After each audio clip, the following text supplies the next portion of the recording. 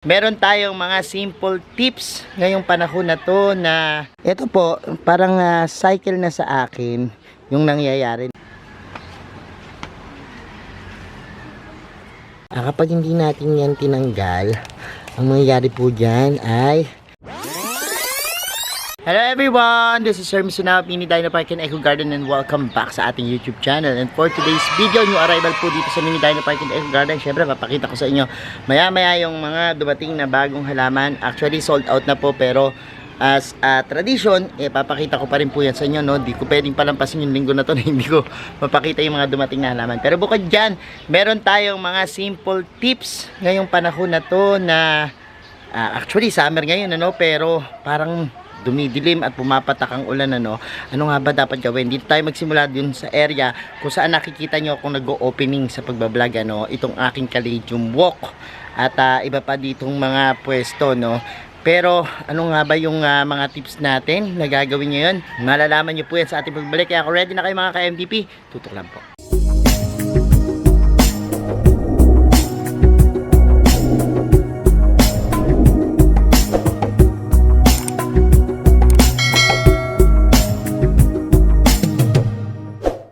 And we're back mga ka-MDP, katatapos lang ng ating live.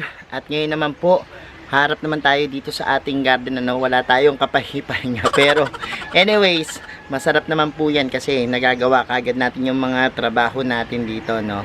At kung mapapansin nyo po, parang hindi nawawala ng mga caladium dito sa aking background, ano. Laging makukulay, no. Actually, dumarating po sa point na yan nakakalbo din, ano. Kaya lang po, magaling lang tayo talagang magmaniobra o mag-design, ano.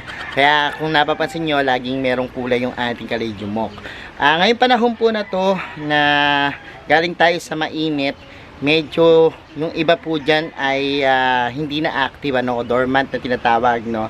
Pero kailangan po na kapag ganitong sasapit na yung parang nagbabadya, ano, kasi dahil nga sa climate change, yung parang summer natin, pumapatak na rin yung ulan, nagsisimula na yan.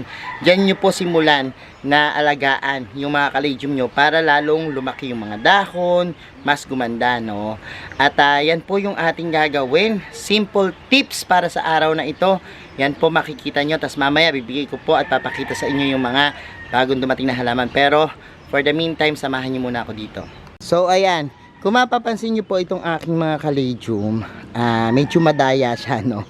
Dahil kung titingnan nyo po, yung mga yan, meron po dyan isa lang, yung iba walang laman, bulb lang yun kasi natutulog, at yung iba maliliit pa, ngayon palang sumusupling.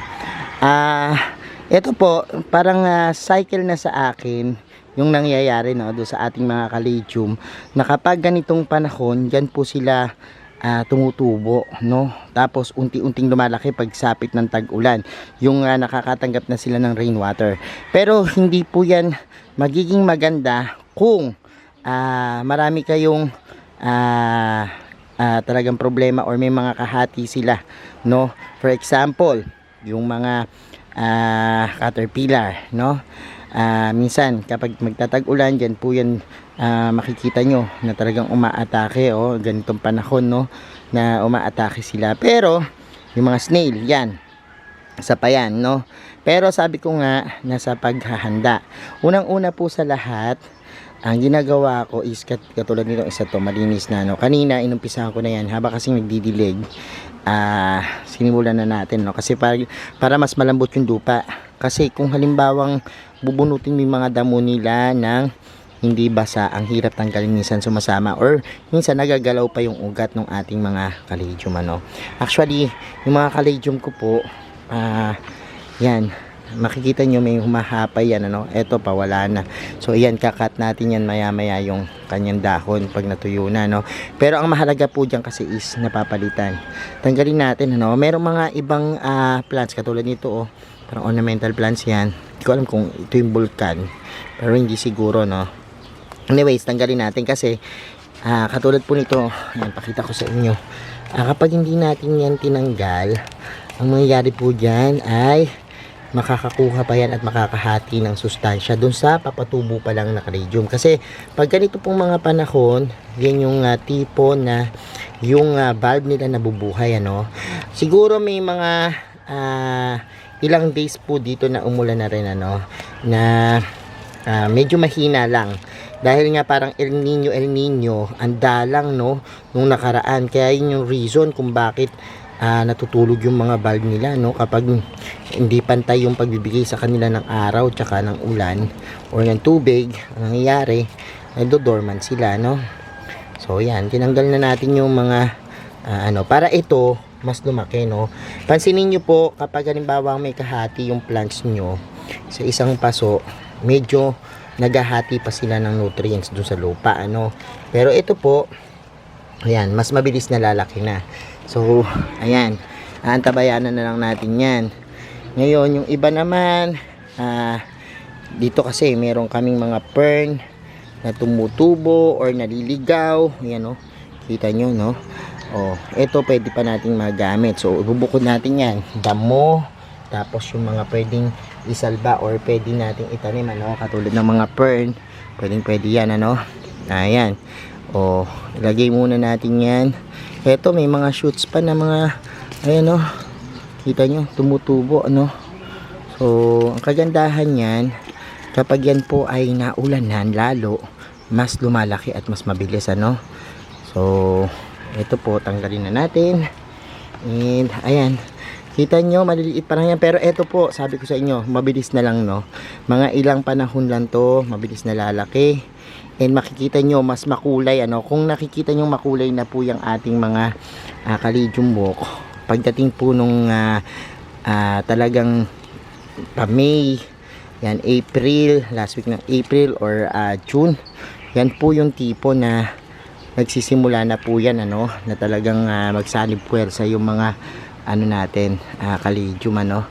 And pag nangyari po yan, maganda. Ito yung sinasabi ko sa inyo na kapag lumaki na yung isang plant, katulad nito, pag maliit pa lang po kasi dapat talagang kinokontrol natin. Itong fern na napakalaki nito, ang hirap na po niyan, ano, kasi nauuga pa yung yung pinaka soil, ano, at posible na yan magkaroon kayo ng problema dun sa mga bulb or sa mga bagong tubo ng mga halaman, ano.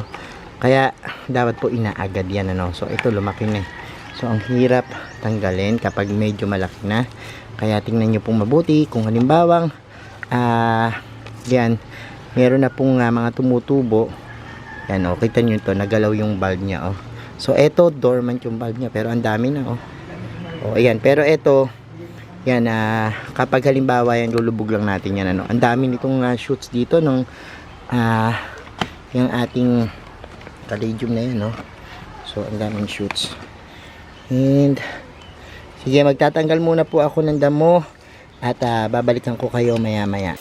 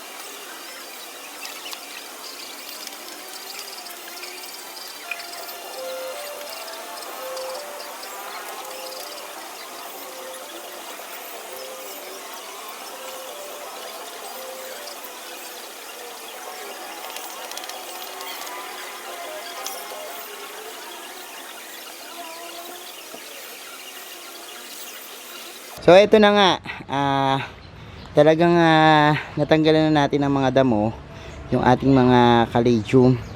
And pagkatapos nito, ayan, yung iba wala na, no. Tas nahirapan din ako kasi ang daming mga photos na naging invasive na dito sa ating garden, no. Grabe yung mga photos, ang bibilis nilang humaba, no.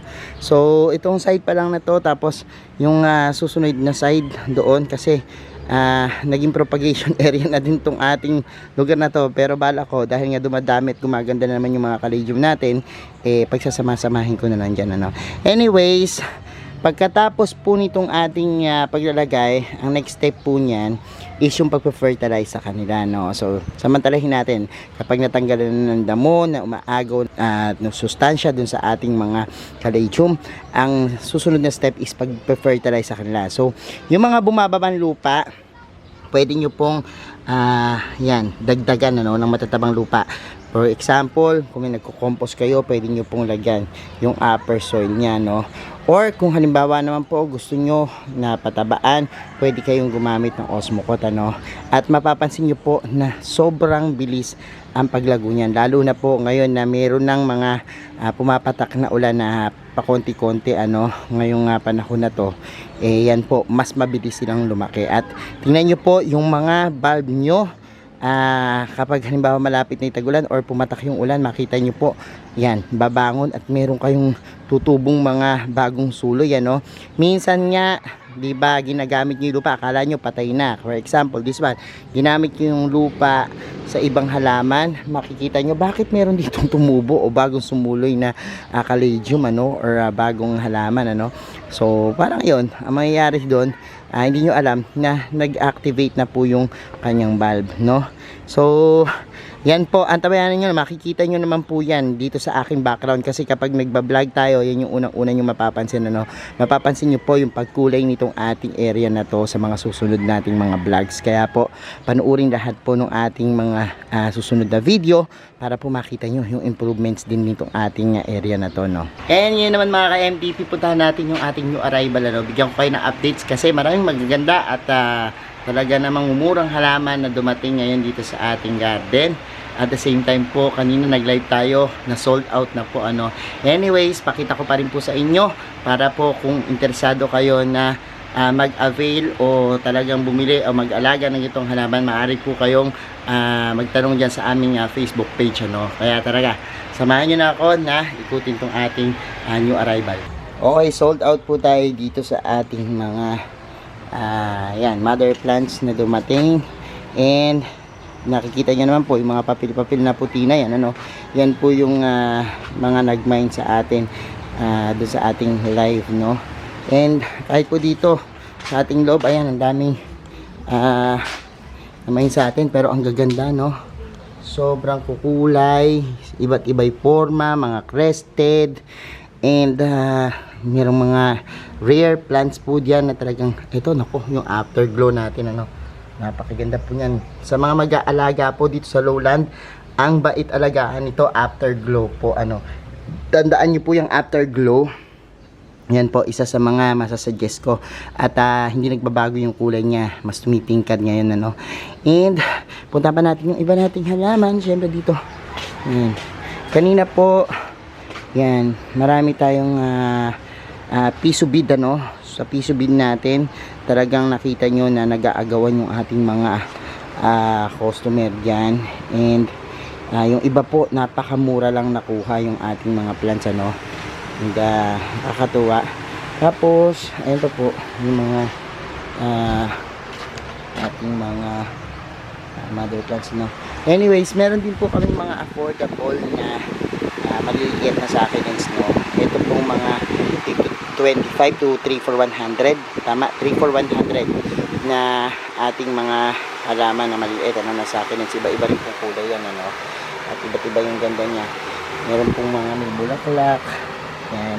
May mga Korean succulents din po. Kanina, nag-set sale po tayo 500, ano, per sets. And ayan, ang daming namakyaw sa atin, ano. Meron tayong mga Nueva Ecija, Pampanga. Meron tayong dadalhin sa Pangasinan. Ito po. At syempre yung mga, ayan, no, yung mga malalaki po tayo dyan. Set sale. Ayan po yung ating mga maliliit na halaman na hindi makikita. Iba't iba klase. May mga rosette type. Kung gusto niyo yung mga red na kulay, pink na color, purple, green, iba-iba, no. Napaka-striking po nung kulay nila. At sa mga nagtatanong naman, o bago dun sa mga ganitong halaman. Kung kayo interesado, pwede nyo pong balikan yung ating mga plant care tips, ano. Marami kong ginawang plant care tips dyan sa ating mga playlist. Balikan nyo po, ano, para in any case po na nasa lowland kayo at kapareho po ng ating klima, yan, meron kayong idea kung paano sila alagaan, ano. At sa mga interesado po na bumili, lalo na po yung magpapasouvenir, magbibigay ng mga token, dish garden, pwede po kayo na mag-inquire sa amin, ano. So ayan na po, and ngayon po every Sunday yung aming baba, pero mag-abang po kayo dyan, weekends po natin, no? Saturday or Sunday, pwede po kayong pumunta sa ating page para tingnan kung may live kami. Na-announce naman po namin yan kung Saturday o Sunday tayo magbababa, ano. Alas 10 po ng umaga, yan po yung simula, at ito po ay live marathon hanggang maubos po yung ating mga halaman. So, kita-kits po uli sa new arrival, ano. So, ayan mga ka-MDP, napanood niya po yung ating video, yung ating mga simple garden tips na pwede nyo pong gawin ngayong panahong ito. At the same time, yung mga new arrival para sa ating mga bagong dumating halaman, ano. Mag-message po sa ating Facebook kung interesado po, ano. Lalagay ko po dyan yung ating page.